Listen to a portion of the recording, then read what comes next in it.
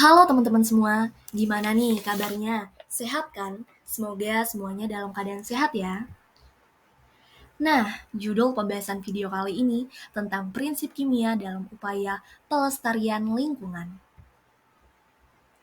Pencemaran air masih menjadi masalah yang tak kunjung selesai.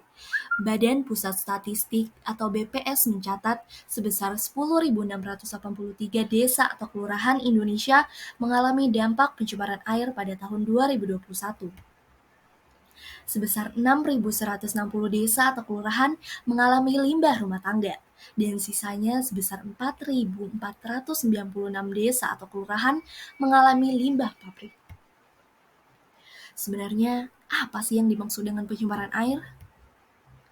Pencemaran air adalah masuknya makhluk hidup, zat, energi, atau komponen lain ke dalam air yang diakibatkan oleh kegiatan manusia.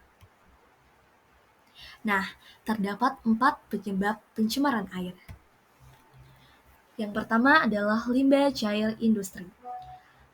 Air limbah industri sangat berbahaya bagi makhluk hidup dan dapat merusak ekosistem karena mengandung jenis logam berat seperti kadmium, timbal, dan raksa. Kedua, limbah rumah tangga. Limbah rumah tangga memiliki beberapa jenis, yaitu zat organik, anorganik, dan bahan berbahaya dan beracun atau B3. Yang pertama adalah limbah organik. Contohnya adalah sisa makanan, tinja, kertas, kulit buah atau sayuran, dan lain-lain. Yang kedua adalah limbah anorganik. Contohnya kaleng, besi, kaca, aluminium, dan lain sebagainya. Yang ketiga adalah B3. Contohnya adalah deterjen, sisa minyak goreng, dan lain sebagainya. 3. Limbah pertanian. Pada bagian pertanian juga dapat menyebabkan pencemaran air jika melibatkan pupuk kimia maupun pestisida kimia yang dapat mengotori air. 4. Limbah peternakan dan perikanan. Kotoran dan sisa makanan ternak yang tidak diolah akan menyebabkan pencemaran air jika langsung dibuang ke sungai. Penyebab pencemaran air lainnya adalah penggunaan bahan peledak untuk menangkap ikan. Lalu, dampak berbahaya apa yang ditimbulkan dari pencemaran air? 1. Kesehatan terganggu. Pada manusia, minum atau mengonsumsi air yang tercemar, maka akan menimbulkan penyakit seperti demam berdarah, diare, hepatitis, tifus, kolera, dan lain sebagainya. 2. Pencemaran tanah. Pencemaran air yang berisiko menyebabkan pencemaran tanah karena zat-zat yang beracun ikut terserap ke dalam tanah, akibatnya kesuburan tanah jadi berkurang. 3. Mengganggu keindahan lingkungan. Pencemaran air juga dapat mengganggu keindahan lingkungan loh.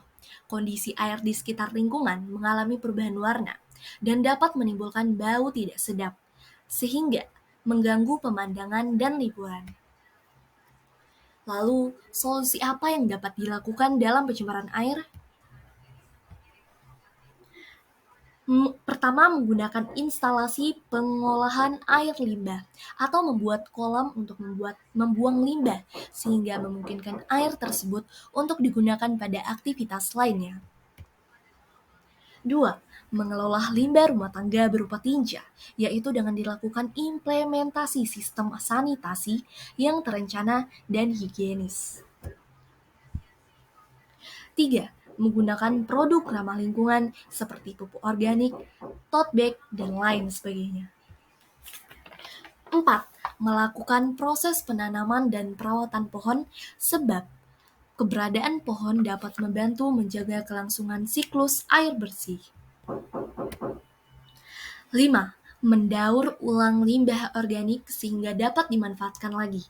Contohnya, pupuk kompos, bubur kertas, tambahan pakan ternak, dan lain sebagainya. Jadi, kesimpulan yang dapat kita ambil adalah kurangilah pemakaian bahan-bahan berbahaya atau kimia yang dapat menyebabkan pencemaran air dan merusak bumi kita. Nah, sampai sini saja ya video pembahasan kita. Semoga video ini bermanfaat buat teman-teman semua. Akhir kata saya ucapkan terima kasih. Jangan lupa like, comment, share, and subscribe.